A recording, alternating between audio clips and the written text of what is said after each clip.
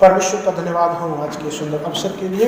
और आज का जो वचन है, आज हम लोग एक व्यक्ति के जीवन के विषय में सीखेंगे। और उस व्यक्ति के जीवन से बाइबल का बहुत फेमस व्यक्ति है और बहुत ही अद्भुत व्यक्ति है, लेकिन अपने जीवन के अंतिम समयों में वो परमेश्वर से दूर हो गया था। तो हम जब उसके जीवन को देखेंगे, सुलेमान, उस व्यक्ति का जो नाम है वो है सुलेमान। सुलेमान बाइबल को जब मैं पढ़ रहा था पिछले दिनों में भी, और जब से मैंने सुना है, बाइबल कहती है कि उसके जैसा धनवान व्यक्ति कोई भी नहीं था। उसके जैसा धनवान व्यक्ति कोई भी नहीं था। उसके पास बहुत चीजों की भरपूरी थी। लेकिन सुलेमान कौन था? सुलेमान जो राजा दाऊद, जो इज़राइल का दूसरा राजा था, पहला राजा साउल था और दूसरा राजा दाऊद था, उसका, और एक स्त्री जिसका नाम बैतशेबा था, उसकी पत्नी दाऊद की पत्नी, उनका लड़का था। और दाऊद के स्थान पर वो राजा बना। 40 साल तक इज़राइल में उसने राज्य किया। कितने सालों तक? 40 सालों तक राज्य किया। और उसके पास बहुत चीजों की भरपूरी थी, क्योंकि हम जानते हैं, जब बाइबल को पढ़ते हैं, दाऊद बहुत एक अच्छा राजा था, परमेश्वर के मन के अनुसार राजा था। बहुत सारी विजय, लगभग हर लड़ाई में दाऊद ने विजय प्राप्त की और अपने इज़राइल राज्य को स्थापित किया। जब से मिस्र की गुलामी से लेकर के दाऊद के समय तक कब्जा उन्होंने किया था कनान देश के ऊपर, तब तक एक जगह थी जिसके ऊपर कब्जा नहीं हुआ था, वो था यरूशलेम, यबूसियों का स्थान। दाऊद ने उस स्थान पर कब्जा किया जब वो राजा बना। मेरे प्रियो, पूरा कनान उस समय उनके कब्जे में आया, दाऊद के समय। और दाऊद का जो लड़का था सुलेमान। कहने का मतलब ये है कि धन दौलत की सब चीजों की भरपूरी थी। दाऊद आराधना करने वाला व्यक्ति था, प्रभु के साथ चलने वाला, दिल मन, पूरे मन से प्रभु के साथ चलने वाला व्यक्ति था। तो जब राजा अपने अंतिम समय में था, दाऊद बूढ़ा हो रहा था, तो उसने बोला, परमेश्वर मैं आपका भवन बनाना चाहता हूं, क्योंकि मैं महल में रहता हूं और परमेश्वर का जो संदूक है वो एक तंबू में है। तो प्रभु ने उसको कहा कि तूने विचार तो अच्छा किया है, लेकिन तू मेरा मंदिर नहीं बनाएगा, लेकिन क्योंकि तूने बहुत सी लड़ाइयाँ लड़ी है, खून बहाया है, इसलिए तेरा बेटा जो होगा वो मेरे लिए भवन बनाएगा। जब सुलेमान बना, तो सुलेमान के जीवन में देखते हैं उसको लड़ाइयाँ लड़नी नहीं पड़ी, प्रभु ने उसको शांति दी। और जब वो रहा, तब उसके भाइयों में के बीच में से उसको अभिषेक किया गया। जब वो गद्दी पर बैठा था, उसने अपने लिए महल बनवाया, परमेश्वर के लिए भवन भी बनवाया। और जब परमेश्वर ने उसको दर्शन दिया एक रात में और उसको बुद्धि देने के लिए उसको कहा कि जो तू चाहता है वो मुझसे मांग, मैं तुझे दूंगा। रात के सोपन में सुलेमान ने कहा, प्रभु मैं एक लड़का ही हूँ, 16-17 साल का छोटा लड़का हूँ, और मैं आपके राज्य को कैसे चलाऊंगा, आपकी भेड़ों की चरवाही में कैसे करूंगा इज़राइल देश को, तो आप मुझे बुद्धि दे। परमेश्वर ने उसको बुद्धि दिया, और ऐसी बुद्धि उसकी थी कि उसके जैसा कोई भी बुद्धिमान उस समय पृथ्वी पर नहीं था और आज तक भी नहीं हुआ। ऐसा एक अद्भुत राजा था। बुद्धिमान होने के साथ साथ उसने बहुत ज्यादा धन दौलत इकट्ठा किया। और बाइबल कहती है उसके राज्य में सोना और चांदी बहुत अच्छे थे। चांदी उसके राज्य में पत्थरों के समान थी। बहुत सारी कीमती चीजें उसके पास थी। प्रभु यीशु मसीह एक जगह पर सुलेमान के विषय में एक बात, वचन बोलता है प्रभु, मत्ती का सुसमाचार 6 अध्याय में, उसका 28 से लेकर के 30 वचन तक। मत्ती का सुसमाचार 6 अध्याय का 28 से लेकर 30 वचन तक कहता है, और वस्त्र के लिए क्यों चिंता करते हो, जंगली शोषणों पर ध्यान करो कि वे कैसे बढ़ते हैं। वे न तो परिश्रम करके और न काटते हैं, तो भी मैं तुमसे कहता हूं कि सुलेमान भी अपने सारे वैभव में उनमें से किसी के समान वस्त्र पहने हुए न था।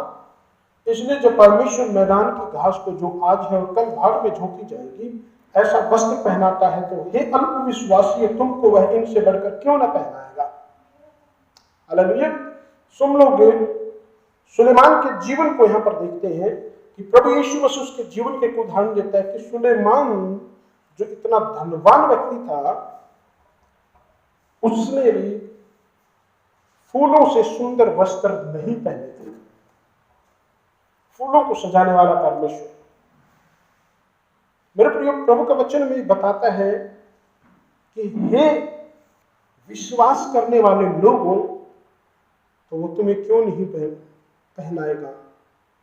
सुलेमान से बढ़कर विश्वास करने वाले लोगों को आशीषें मिल सकती है, लेकिन मैं सुलेमान की आशीषों के विषय में नहीं बताना चाहता हूं। सुलेमान जो इतना बुद्धिमान था, उसके जीवन का जो निचोड़ है, उसके जीवन की जो बातें हैं, उसके विषय में मैं आज बातचीत करना चाहता हूं, बताना चाहता हूं, थोड़ा सा समय लेकर के। ज्यादा लंबा समय आज हम लोग वचन में नहीं जाएंगे। जब हम सुलेमान ने बाइबल में 3 किताबें हैं, समोपदेशक, नीति वचन और श्रेष्ठ गीत। ये 3 किताबें सुलेमान की है। जब इन तीनों को हम पढ़ते हैं तो एक अलग सी बातें इनमें हम लोगों को मिलती है, जो बुद्धि की और संसारिकता की और धनवानों की सब बातें हैं। आप लोग पढ़ेंगे तो उन लोगों को उनको जानेंगे। हम देखेंगे सुलेमान के जीवन के विषय में, पढ़ेंगे समोपदेशक की किताब से कुछ बातों को, किस प्रकार से उसके जीवन में भरपूरी थी। हम लोग जब समोपदेशक की किताब दूसरों के जीवन से हम सीखते हैं, बाइबल हमें बताती है कि पुराना नियम कुरिन्थियों की पत्री में हमारे लिए उदाहरण है, दृष्टांत है कि क्या क्या हुआ और आने वाले समयों में भी वही होगा। क्योंकि परमेश्वर एक लोग आए चले गए, सुलेमान भी आया और चला गया। उसके जीवन से क्या कुछ सीख सकते हैं, क्या कुछ हमें उसके जैसा नहीं करना है। क्योंकि सुलेमान अपने पिता दाऊद के जैसा नहीं रहा, वो बदल गया था उसका जीवन आने वाले समय में। 2 अध्याय का 1 से लेकर 11 वचन तक मैं पढ़ देता हूं। उसके जीवन को देखिए कैसा था, क्या क्या उसके पास था, उसने क्या क्या अपने जीवन भर किया, वो सारा निचोड़ लगभग इन्हीं बातों के विषय में इसमें डालता है। मैंने अपने मन में कहा, मेरे बाइबल में कुछ विश्वासी लोग जो है उनको पेज नंबर 805 है, पुराने नियम में 805, 2 का 1 वचन इस प्रकार कहता है, मैंने अपने मन से कहा, चल मैं तुझको आनंद के द्वारा जांचूंगा, इसलिए आनंदित और मगन हूं, परंतु देखो यह भी व्यर्थ है। मैंने हंसी के विषय में कहा, यह तो बावलापन है, और आनंद के विषय में उससे क्या प्राप्त होता है। मैंने मन में सोचा कि किस प्रकार से मेरी बुद्धि बनी रहे और मैं अपने प्राण को दाखमधु पीने से किस प्रकार बहलाऊं और कैसे मूर्खता को थामे रहूं, जब तक मालूम न करूं कि वह अच्छा काम कौन सा है जिसे मनुष्य अपने जीवन भर करता रहे। मैंने बड़े बड़े काम किए, मैंने अपने लिए घर बनवा लिए और अपने लिए दाख की बारियां लगवाई, मैंने अपने लिए बारियां और बाग लगवा लिए और उनमें भांति भांति के फलदायी वृक्ष लगवाए। 6 वचन, मैंने अपने लिए कुंड खुदवा लिए कि उनसे वह वन सींचा जाए जिसमें पौधे लगाए जाते थे। मैंने दास और दासियां मोल ली और मेरे घर में दास और दासियां उत्पन्न हुए, और जितने मुझसे पहले यरूशलेम में थे उनसे कहीं अधिक गाय बैल और भेड़ बकरियों का मैं स्वामी था। ये सुलेमान अपने जीवन के विषय में लिखता है, बताता है, मैंने चांदी, 8 वचन, मैंने चांदी और सोना और राजाओं और प्रांतों के बहुमूल्य पदार्थों का संग्रह भी किया। मैंने अपने लिए गायकों और गायकियों को रखा और बहुत सी कामिनियां भी जिनसे मनुष्य सुख पाते हैं अपनी कर ली। इस प्रकार मैं अपने से पहले के सब यरूशलेम वासियों से अधिक महान और धनाढ्य हो गया, तो भी मेरी बुद्धि ठिकाने न रही, तो भी मेरी बुद्धि ठिकाने रही, और जितनी वस्तुओं को देखने की मैंने लालसा की, उन सबों को देखने से मैं न रुका। मैंने अपना मन किसी प्रकार का आनंद भोगने से न रोका, क्योंकि मेरा मन मेरे सब परिश्रम के कारण आनंदित हुआ, और मेरे सब परिश्रम से मुझे यही भाग मिला। हालेलुया। 10 वचन तक हम देखते हैं और उसके बाद 11 वचन में पढ़ते हैं। तब मैंने फिर से अपने हाथों के सब कामों को और अपने सब परिश्रम को देखा, तो क्या देखा कि सब कुछ व्यर्थ और वायु को पकड़ना है, और संसार में कोई लाभ नहीं है। मुझे नहीं लगता आज के टाइम में शायद सुलेमान के जैसे कोई व्यक्ति होगा। भरपूर उसके पास सब चीजों की थी। इसके साथ में एक और वचन हम लोग पढ़ लेंगे, पहला राजाओं की किताब उसका 10 अध्याय का 14 वचन। इसमें इस प्रकार लिखा है, जो सोना प्रति वर्ष सुलेमान के पास पहुंचा करता था, उसका तोल 666 किकार था। एक साल में सुलेमान राजा के पास जो सोना पहुंचता था, बिजनेस, भेंट, मित्रता या किसी भी तरीके से उसके पास जो आता था, टैक्स के द्वारा, देश विदेशों से, सब जगहों से, तो कितना था वो? 666 किकार। कितना है? 666, और ये शैतान का नंबर भी है।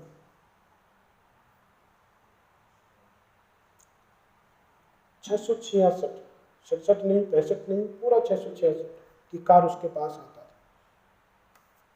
और उसके आगे बहुत सारे चीजें, कीमती चीजें उसके पास आती थी व्यापारियों के द्वारा, सब चीजों के द्वारा। जब हम 15 से लेकर के 29 तक पढ़ते रहते हैं, उसके घोड़े बहुत उत्तम, वर्ल्ड के जो ऊंचे हाई क्वालिटी के होते थे, जो मिस्र से आते थे, और सब चीजें, पशु पक्षी या सब कुछ।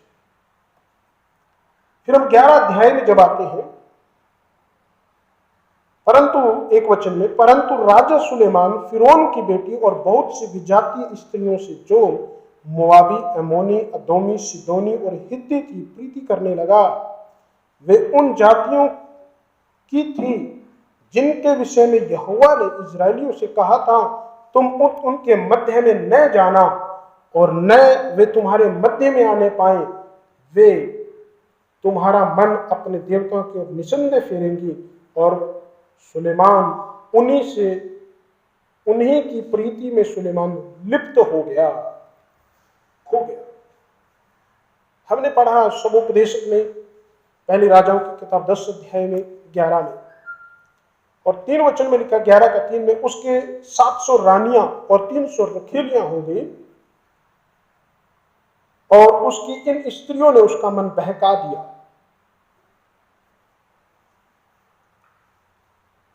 तो प्रभु के लोगों, हर एक व्यक्ति जो आज इस आवाज को सुन रहे हैं, हम अपने जीवन को देखिए। सुलेमान का जो मन था वो आखिरी में आकर के बहक गया। परमेश्वर ने उसको 2 बार दर्शन दिया, आमने सामने बात किया, बुद्धि दिया। जो वो चाहता था, सबसे अधिक अमीर वो हुआ, धनवान वो था, धनाढ्य वो था, बहुत ज्यादा वेल्थी पर्सन वो था, उसका नाम था। उसके पास सुख भोग के लिए, भोग विलास के लिए 700 रानियां और 300 रखेलियां थी। गाने वाले उसके पास अलग थे, जो नाचने वाली उसके पास अलग थी, और जो कामनियां थी वो अलग थी। ये सब कुछ इन्हीं में से। हम आज के अपने जीवन को देखें और सुलेमान के जीवन से तुलना करें, तो हम कहेंगे नहीं, हम कैसे हो, हमारे पास इतना कुछ नहीं है। सुलेमान के पास तो जो वो राजा था, धन था, सब कुछ था उसके पास, हमें इतना कुछ नहीं मिल सकता है। लेकिन मेरे प्रियो, शायद हो सकता है कि इतना धन हमारे पास ना हो, लेकिन बहुत सारी ऐसी चीजें हैं जो आज सुलेमान के समान हम लोगों ने इकट्ठा किया हुआ है, जिनके ऊपर हमारा मन टिका हुआ, जिनमें हम लिप्त हो गए हैं, जिनमें हम खो गए हैं, और कहीं ना कहीं परमेश्वर का हमारे जीवन में वो स्थान नहीं जैसा परमेश्वर के लिए वो स्थान होना चाहिए। दाऊद पूरे मन से प्रभु के साथ चला, सुलेमान पूरे मन से प्रभु के साथ नहीं चल पाया। सोना चांदी धन दौलत हमें परमेश्वर के रास्ते में आगे बढ़ने से रुकावट डाल सकता है। धनवान होना, धन कमाना कोई पाप नहीं है, धन अपने आप में कोई पाप नहीं है, लेकिन उसका इस्तेमाल कैसे करते हैं, हम उसको किस रीति से इस्तेमाल करते हैं। पिछले दिनों में एक बात जो है प्रभु ने मेरे मन में डाली थी, वो है अभिलाषा। याकूब की पत्री में लिखा हुआ है, उसका 1 अध्याय 14 और 15 वचन में, कि मनुष्य अपने अभिलाषा से खींचकर फंसकर परीक्षा में पड़ता है, और जो अपनी अभिलाषा से खींचकर फंसकर परीक्षा में पड़ता है, अभिलाषा जब गर्भवती होती है तो पाप को जन्म देती है, और पाप जब बढ़ जाता है तो मृत्यु को उत्पन्न करता है। यही कार्य सुलेमान के साथ हुआ। उसकी अभिलाषा थी इन सब चीजों को जानने के लिए, इसलिए उसने इतनी सारी स्त्रियां, धन दौलत, ये सब चीजें इकट्ठा किया। आज बहुत सारे लोग हैं जो अभिलाषा में फंसे हैं। हमारे सोशल मीडिया पर बहुत सारे ऐसे दोस्त होंगे जो सही नहीं होंगे। सुलेमान के पास 700 रानियां थी, 300 रखेलियां थी। आजकल बहुत सारे लड़के, बहुत सारी लड़कियों और औरतों के साथ में फ्रेंडशिप रखे हुए हैं, और उनका कारण सिर्फ एक ही है, आंखों की अभिलाषा, शारीरिक अभिलाषा। बहुत सारी औरतें और लड़कियां बहुत सारे पुरुषों के साथ में इस प्रकार के रिश्ते रखे हुए हैं सोशल मीडिया पर, फ्रेंडशिप, फॉलोअप, ये सब कुछ। और उसका कारण यही है, आंखों की अभिलाषा और शरीर की अभिलाषा, जो सुलेमान के अंदर भी थी। शायद धन नहीं होगा, लेकिन सोशल मीडिया एक ऐसा तरीका है, बाइबल कहते हैं, देखिए यहाँ पर, कि उन अन्य जाति स्त्रियों ने सुलेमान का मन बहका दिया। एक बहुत बुद्धिमान व्यक्ति, परमेश्वर का दर्शन पाया हुआ व्यक्ति, दाऊद का पुत्र, वायदे और प्रतिज्ञाओं दाऊद के वायदे और प्रतिज्ञाओं को अपने जीवन में रखने वाला व्यक्ति। हम लोग अपने जीवन को यदि देखें तो शायद बहुत कम होगा।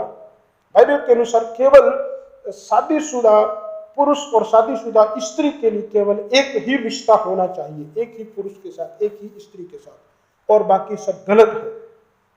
पुराने नियम में कई शादियां करते थे, लेकिन परमेश्वर की ओर से वो इच्छा नहीं थी कि ये लोग, राजा पुराने नियम में भी कई शादियां करें। प्रभु पुराने नियम में भी वही कहता, एक ही होना चाहिए था, लेकिन कुछ कारणों के कारण प्रभु यीशु ने नए नियम में तो बिल्कुल स्पष्ट किया कि एक ही जो पति और एक ही पत्नी। फिर धन दौलत के विषय में हम कितना कमाएं। देखिए, आजकल की जो होड़ लगी हुई है समाज में, हम लोग देखिए सबोपदेशक में जब हम आते हैं तो वहां पर हम पढ़ते हैं 2 का 2 वचन में, मैंने हंसी के विषय में कहा। उसने हंसी के विषय में जानने की कोशिश किया तो वो क्या कहता है, यह तो बावलापन है। हंसी, बहुत ज्यादा हंसी पागलपन के समान होती है, और मनुष्य जानते नहीं वो क्या कुछ बोल देते हैं। 3 वचन में, दाखमधु पीने के लिए, दाखमधु पीने में वो बहुत, उसने अपने मन को बहलाया, लेकिन वो फिर भी नहीं रुका। नशे की आदतों में बोल सकते। 4 वचन में लिखा हुआ, फिर भी उसकी बुद्धि बनी रही। मैंने बड़े बड़े काम किए, घर बनवा दिए, बहुत घर बनवाए, दाख लगवाए, बहुत फार्म्स, खेती बाड़ी के फार्म्स बहुत ज्यादा उसने लगवाए, अपने लिए बारियां और बाग लगवा दिए, फल फ्रूट के बहुत ज्यादा बाग लगवाए, फल लगवाए, पेड़ पौधे, कुंड खुदवाए, दास दासियां उसने खरीदे। 7 वचन में बहुत सारे गायें बैल भेड़ बकरियों का स्वामी था। 8 वचन में सोना चांदी राजाओं प्रांतों बहुमूल्य सब कुछ संग्रह किया, गाय गायिकाओं को रखा, खामनियों को, जो मनुष्य से सुख पाते थे। क्या आज हमारे जीवन में हम सब इन्हीं चीजों के पीछे हैं? हमारे जीवन में परमेश्वर को कौन सा स्थान है? हम लोग परमेश्वर के साथ कहां खड़े हैं? मेरे प्रियो, अपने आप को जांचे और परखें। शैतान का नंबर सुलेमान के जीवन में था 666। जो आज धन को अपना स्वामी बनाए हुए है, जैसे बाइबल कहती है, प्रभु यीशु ने कहा कोई भी मनुष्य 2 स्वामियों की सेवा नहीं कर सकता, वो एक से बैर और एक से प्रेम करेगा। तुम धन और परमेश्वर दोनों की सेवा नहीं कर सकते। दूसरा, आप लोग कोई बोल सकता है कि आजकल तो वैसे लॉकडाउन में काम कर चल नहीं रहा है, पैसे है नहीं है, तनख्वाह टाइम पे नहीं मिल रही है, और पास्टर धन के विषय में प्रचार कर रहा है। मेरे प्रियो, परमेश्वर प्रतिदिन की रोटी आपको देना चाहता है। इसराइलियों को प्रतिदिन मन्ना देता था, प्रतिदिन बोझ उठाने वाला परमेश्वर है। हालेलुया। वो आपकी चिंता करता है, प्रभु के साथ में बने रहे। लेकिन सुलेमान अपने जीवन का निचोड़ ही निकालता कि ये सब कुछ व्यर्थ ही व्यर्थ है और व्यर्थ ही व्यर्थ है। प्रभु यीशु ने कहा, एक धनवान व्यक्ति उसके पास आया, उसने कहा प्रभु मैं आपका चेला होना चाहता हूं, मैं आपके साथ चलना चाहता हूं। तो उसने बोला अनंत जीवन का अधिकारी होने के लिए मैं क्या करूं?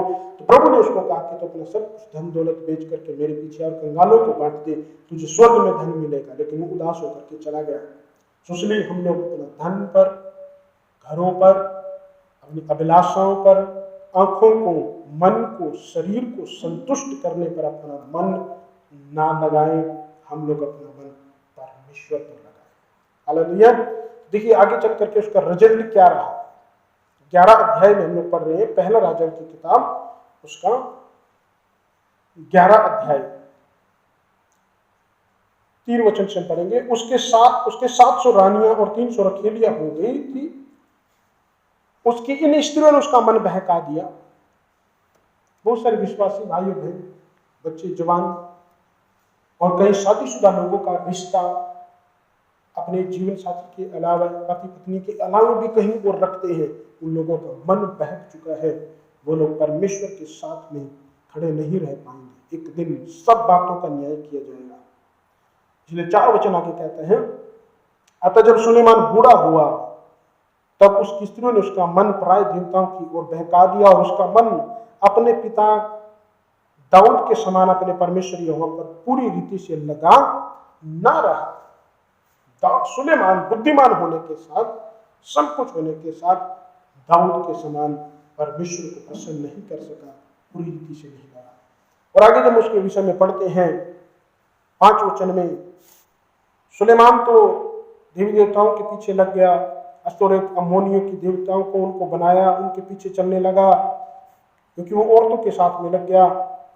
6 वचन कहता है, इस प्रकार सुलेमान ने वह किया जो यहोवा की दृष्टि में बुरा है, और यहोवा के पीछे अपने पिता दाऊद के समान पूरी रीति से न चला, और इस प्रकार से उसने सब कुछ काम किया। 9 वचन कहता है, तब यहोवा ने सुलेमान पर क्रोध किया, क्योंकि उसका मन इस्राएल के परमेश्वर यहोवा से फिर गया था, जिसने उसको 2 बार दर्शन दिया था। प्रभु का क्रोध अब उसके ऊपर आ गया। जब वो परमेश्वर के रास्ते से भटक गया तो प्रभु का क्रोध उसके ऊपर आ गया। मेरे प्रिय, जो लोग आज सोचते हैं परमेश्वर माफ कर देता है, हाँ परमेश्वर माफ करता है, बहुत दयालु परमेश्वर है, लेकिन ये बात कभी मत भूलना कि परमेश्वर न्यायी है और वो धर्म से न्याय करता है। जब वो न्याय करता है तो चाहे लड़का सुलेमान का हो, चाहे अब्राहम का हो, चाहे कोई पास्टर के बच्चे हो, चाहे कोई भी हो, चाहे विश्वासी भी क्यों ना हो, जब वो न्याय करेगा तो बिल्कुल खराई से न्याय करेगा। वो किसी के साथ पक्षपात नहीं करता, क्योंकि परमेश्वर मनुष्य नहीं है। हालेलुया। और परमेश्वर ने उसको वैसा ही दंड दिया जैसे उसने मनुष्य को दिया था। हम लोग आगे पढ़ते हैं, प्रभु ने उसको बताया कि तेरा राज्य छीन जाएगा, तेरा लड़का होगा, उसका राज्य, तेरा देश 2 भागों में बट जाएगा, इस प्रकार से हो जाएगा, एक ही गोत्र का तेरा बेटा रहेगा। लेकिन 14 वचन में पढ़ते हैं, तब यहोवा ने एदोमी हदद को, जो एदोमी राजवंश का था, सुलेमान का शत्रु बना दिया। एक दुश्मन खड़ा हो गया उसका। खड़ा करने वाला कौन है? दुश्मन को, सुलेमान के दुश्मन को खड़ा करने वाला कौन है? परमेश्वर। लिखा है ना, यहोवा ने एदोमी हदद को, एदोमी राजवंश का था, सुलेमान का शत्रु बना दिया। क्या आपके जीवन में पहले शांति थी, सब ठीक ठाक था, अच्छा स्वास्थ्य था, लेकिन प्रभु में चलते चलते कुछ बातें आपके जीवन में खड़ी हो गई है दुश्मन के रूप में, जो आपकी सेहत, पैसा, शांति चुरा रही है, आपके जीवन में निराश उदासी परेशानी लेकर के आ रही है, तो आपको अपना जीवन जांचने की जरूरत है। 23 वचन में फिर आगे लिखा हुआ है, फिर परमेश्वर ने उसका एक और शत्रु कर दिया, परमेश्वर ने उसका एक और दुश्मन खड़ा कर दिया। ये परमेश्वर का न्याय था सुलेमान के लिए। इसलिए मेरे प्रियो, बहुत सारे लोगों के जीवनों में परमेश्वर अपना हाथ उठा लेता है, परमेश्वर उसके जीवन से हट जाता है, तो शैतान को अनुमति दे देता है परमेश्वर। बीमारियों को अनुमति दे देता है, बहुत सारे दुखों को अनुमति देता है। बहुत सारे लोगों के काम सफल नहीं होते, उन्नतियां नहीं मिलती, क्योंकि उनका मन, उनका जीवन परमेश्वर के साथ में सही नहीं है। उनको जैसा चलना चाहिए वो लोग जानते इन बातों को। हम परमेश्वर के साथ में जुड़े रहे, शत्रु खड़े हो गए। जीवन भर कोई भी, किसी की भी हिम्मत नहीं थी सुलेमान के सामने, लेकिन जब वो बूढ़ा हो गया, परमेश्वर का न्याय क्रोध जब वो भटक गया प्रभु के रास्ते से, तब उसके जीवन के ऊपर आ गया। मेरे प्रियो, की पत्री उसका 11 अध्याय में जब हम पढ़ते हैं विश्वास के योद्धाओं के बारे में, वहां पर भी हम लोग इस बात को पाते हैं कि जब हनोक, हाबिल से लेकर के, कैन और हाबिल और सब से लेकर के विश्वास करने वाले लोगों के नाम जब लिस्ट पूरी दी जाती है, तो हम 32 और 33 वचन में जब पढ़ते हैं उसके पिता दाऊद का जब जिक्र आता है। अब 11 का 32 वचन, 314 नंबर पेज पे। अब क्या कहूं, क्योंकि समय नहीं रहा कि गिदोन का और बाराक का और सिमसोन का और यिप्तह का और दाऊद का और शमूएल का और भविष्यवक्ताओं का वर्णन करूं। दाऊद के बाद किसी राजा का जिक्र नहीं आता, क्योंकि दाऊद के बाद जितने राजा थे वो सब के सब गड़बड़ी में पड़ते थे, भ्रष्ट हो गए थे, व्यभिचार में, आत्मिक व्यभिचार में पड़ चुके थे। कोई था जिसने ठीक किया होगा, 1-2 राजा, नहीं तो सबके सब ऐसे थे, सुलेमान से लेकर के, और आज तक भी इजरायली यहूदी लगभग ऐसे ही चल रहे हैं। सो मेरे प्रियो, विश्वास करने वाले योद्धाओं के बीच में से भी सुलेमान का नाम निकाल दिया गया। विश्वासी भी नहीं रहा आखिरी में जाकर के, तो कैसे वो उद्धार पाएगा, कैसे वो अनंत जीवन का वारिस होगा। इसलिए बहुत सारे लोग स्वप्न दर्शनों पे बहुत फूलते हैं, मुझे ये दर्शन मिला, मुझे ये स्वप्न मिला, मैंने ये देखा, मैंने वो देखा, परमेश्वर ने मुझे ये दिखाया, वो दिखाया। मुझे भी बहुत सारे स्वप्न दर्शन आए हैं, मैं भी बहुत सारी बातें बोलता हूँ कई बार स्वप्न दर्शन, वो बुरे नहीं है, परमेश्वर देता है हमारी आत्मिक उन्नति के लिए, हमारे जीवन के लिए। लेकिन जो स्वप्न दर्शन हमें मिले हैं वो परमेश्वर का अनुग्रह है, परमेश्वर की दया है, परमेश्वर से बातें करता है। स्वप्न दर्शनों हमारा उद्धार नहीं है। परमेश्वर स्वप्न दर्शनों के कारण हमसे खुश नहीं होगा। परमेश्वर हमारे जीवन के कारण, हमारे कर्मों के कारण, हम उस पर कैसा विश्वास करते हैं, हमारा दिल, हमारा मन खरा कितना है उसके साथ में, कैसे हम चलते हैं, उससे खुश होगा। हमारी जुबान कैसी है परमेश्वर के साथ में, हमारा मन, हमारी आराधना, हमारी प्रार्थना, हमारा जीवन प्रतिफल कैसा है। अपने आप को नम्र करे, अपने आप को दीन करे प्रभु के साथ में। बहुत सारे लोग कोरोना से डरे हुए, बहुत सारे लोग बीमारियों से डरे हुए, गरीबी से डरे हुए हैं, लेकिन सबसे अधिक अपने जीवन में परमेश्वर का भय माने, परमेश्वर के साथ चले। आखिरी समय में सपोपदेशक 12 अध्याय में 13 और 14 वचन में, बाइबल को पढ़ने वाले लोग इन वचनों को बहुत अच्छे तरीके से जानते हैं। बहुत बुद्धिमान व्यक्ति, सब कुछ प्राप्त करने वाला, सब कुछ भोग विलास, सब चीजों का, धन दौलत का आनंद लेने वाला व्यक्ति, फल फ्रूट सब कुछ खाने पीने में, क्या कहता है, उसके जीवन का निचोड़ क्या है, हम उससे सीख सकते हैं। 13 और 14 वचन में लिखा हुआ है, 814 नंबर पेज में, सब कुछ सुना गया और अंत की बात यह है कि परमेश्वर का भय मान, उसकी आज्ञाओं का पालन कर, क्योंकि मनुष्य का संपूर्ण कर्तव्य यही है। क्योंकि परमेश्वर सब कामों का और सब गुप्त बातों का, चाहे वे भली हो या बुरी, न्याय करेगा। हालेलुया। परमेश्वर सब बातों का न्याय करेगा। सब कुछ सुना गया, जो कुछ उसने फल भोगा दाऊद ने, वो कहता है कि वो सब कुछ सुने, वो सब कुछ व्यर्थ है। 12 का 8 वचन में लिखा हुआ है, उपदेश से कहता है सब व्यर्थ ही व्यर्थ, सब कुछ व्यर्थ है। ये जो बात है, ये जो शब्द है, व्यर्थ ही व्यर्थ, सब कुछ व्यर्थ है, बहुत बार आप सबसे ज्यादा शुभ उपदेश की किताब में पाएंगे। मैंने गिना नहीं है कितनी बार, लेकिन पढ़ेंगे तो आप गिनना कितनी बार लिखा हुआ है, बहुत ध्यान से पढ़ेंगे तभी, नहीं तो कई बार छूट जाती है। सो मेरे प्रियो, अंत की बात यही है, जीवन जिए तो परमेश्वर का भय मानकर उसकी आज्ञा के अनुसार, क्योंकि मनुष्य का संपूर्ण कर्तव्य यही है। मैं ये नहीं कहता कि हमें खाने का, जीवन का आनंद नहीं लेना चाहिए, जो परमेश्वर ने हमें दिया उसका आनंद लेना है। प्रभु यीशु मसीह ने कहा है कि तुम मेरे नाम से पिता से जो मांगोगे पिता तुम्हें देगा, ताकि तुम्हारा आनंद पूरा हो जाए। यूहन्ना के सुसमाचार में प्रभु ने कहा मैं तुम्हें अपनी शांति दिए जाता हूँ, जैसे संसार देता वैसे नहीं, अपनी शांति। परमेश्वर चाहता है कि हम आनंद में रहे, प्रभु के साथ खुशी में रहे। बस मेरा कहना इतना है, सुलेमान के जीवन से हम इस बात को सीख लें कि हम लोग सुलेमान के समान भटक न जाए। बहुत सारे लोग बोलते हैं मैं तो गरीब हूँ, मेरे पास पैसा नहीं है, लेकिन फिर भी वो लालची हो सकते हैं, फिर भी वो लोग इस प्रकार के हो सकते हैं, सुलेमान के जैसा मन हो सकता है। बहुत सारे भिखारियों को देखा गया, जो वो मरते हैं उनको उठा के लेके जाते हैं, तब उनकी झोपड़ी में, उनके कपड़ों में बहुत पैसा मिला है। दुनिया भर में, भारत में, मुंबई में, अमेरिका में, कई जगहों के ऐसे उदाहरण हैं। हम परमेश्वर को अपने जीवन में स्थान दें, हमारी अभिलाषा परमेश्वर के लिए हो, हमारी इच्छा परमेश्वर के लिए हो, हमारा जीवन परमेश्वर के लिए हो। प्रभु यीशु मसीह सुलेमान का उदाहरण कहीं भी आत्मिक चीजों में नहीं देता है। प्रभु यीशु मसीह सुलेमान का उदाहरण देता है कपड़ों के विषय में।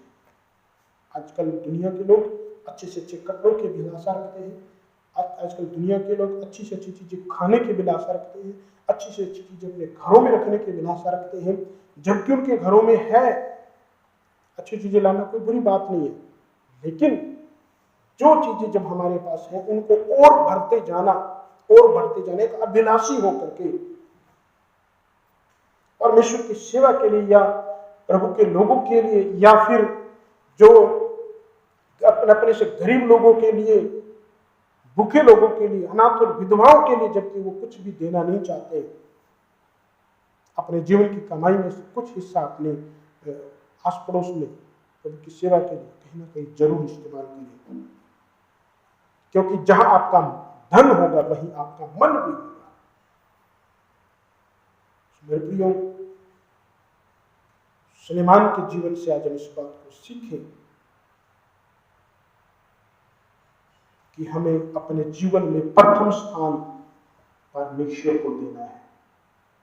बहुत सारे सोशल मीडिया के और आपके आस पड़ोस के, स्कूल के, कॉलेज के फ्रेंड्स, उनकी बातों में मत फंसे, जो आपको परमेश्वर से दूर करते हैं, जो आपको पवित्र शास्त्र से दूर करते हैं, जो आपको प्रार्थना से दूर करते हैं। नहीं तो अंत में सब कुछ किया कराया जीरो हो जाएगा, जैसे सुलेमान का होगा, और वो भटक गया परमेश्वर से। जो माता पिता मेरी आवाज को सुन रहे हैं, उनके लिए मैं कहना चाहता हूं, अपने बच्चों का बहुत अधिक ख्याल रखें, क्योंकि आज ऐसा समय आ गया है कि हम चाह करके भी बच्चों से मोबाइल दूर नहीं कर सकते, इंटरनेट दूर नहीं कर सकते, क्योंकि उनको स्कूल के काम के लिए वो देना पड़ता है। और उस पर क्या क्या देखेंगे, क्या क्या चलाएंगे, हमें नहीं पता। बहुत ध्यान रखें, अपने बच्चों के लिए लगातार प्रार्थना करें, उनको प्रार्थना वाले एक व्यक्ति बनाए, प्रभु का भय उनको सिखाएं, तभी वो अपना जीवन बचा पाएंगे। धन दौलत कमाना जीवन नहीं है। अच्छे कपड़े डालना, गाड़ियां, कोठियां और जो कुछ भी हमारे पास है, अपने मन की इच्छा को, अपनी आंखों की अभिलाषाओं को पूर्ति करना जीवन नहीं है। हमारा जीवन यीशु मसीह में है, हम उसी के द्वारा उत्पन्न हुए। वचन परमेश्वर है और उसमें जीवन था, यूहन्ना 1:1 में लिखा हुआ है, और उसमें वो ज्योति जो अंधकार में चमकती है, वो हमारा जीवन है। हालेलुया, वो प्रभु यीशु मसीह है। प्रभु यीशु मसीह मेरा और आपका जीवन है। प्रभु यीशु मसीह में बने रहें। पवित्र आत्मा आपकी मदद करें। बाइबल आपका एक मार्ग है, एक रास्ता है आपके लिए, तो जाने। प्रभु आपको आशीष दे। सुलेमान के समान ना बने, अन्य जातीय लोगों की संगतियों में ना फंसे, प्रभु के साथ दोस्ती बनाए, परमेश्वर के लोगों के साथ संगति रखें। परमेश्वर आपको आशीष करेगा। हम प्रार्थना करेंगे, प्रभु आपके वचनों के द्वारा आशीष करें। हालेलुया। धन्यवाद खुदावंद प्रभु परमेश्वर, आपकी महिमा हो पवित्र आत्मा। प्रभु जी स्तुति के योग्य खुदावंद, हालेलुया। धन्यवाद धन्यवाद धन्यवाद धन्यवाद प्रभु यीशु मसीह। रिखनमा शंखनमा लबला बला बला बहा। Hallelujah hallelujah hallelujah hallelujah hallelujah. प्रभु यीशु आपकी महिमा हो, महिमा हो प्रभु। प्रभु परमेश्वर आपका धन्यवाद खुदावंद प्रभु जी, जो आपके आज के वचनों के लिए प्रभु आप ब्लेस करें। खुदावंद प्रभु परमेश्वर, हम अपने आप को जांचते और परखते हैं तो प्रभु हम निर्दोष नहीं पाए जाते हैं। प्रभु एक बार फिर से हम अपने गुनाह पापों के क्षमा मांगते हैं। प्रभु हम आत्मिक जीवन में बढ़े आपके साथ। सुलेमान के पास सब कुछ भरपूरी से था, जिसके लिए दुनिया का आज हर एक व्यक्ति पीछे पड़ा हुआ है। धन्यवाद प्रभु आपके पवित्र लोगों के लिए, आपके दासों के लिए जो वचन दिया प्रभु, जिनके द्वारा हमसे बातें करते हैं, आपके पवित्र शास्त्र के लिए प्रभु धन्यवाद देते हैं। प्रभु हम चाहते हैं कि हम जीवन पाए, बहुतायत का जीवन पाए।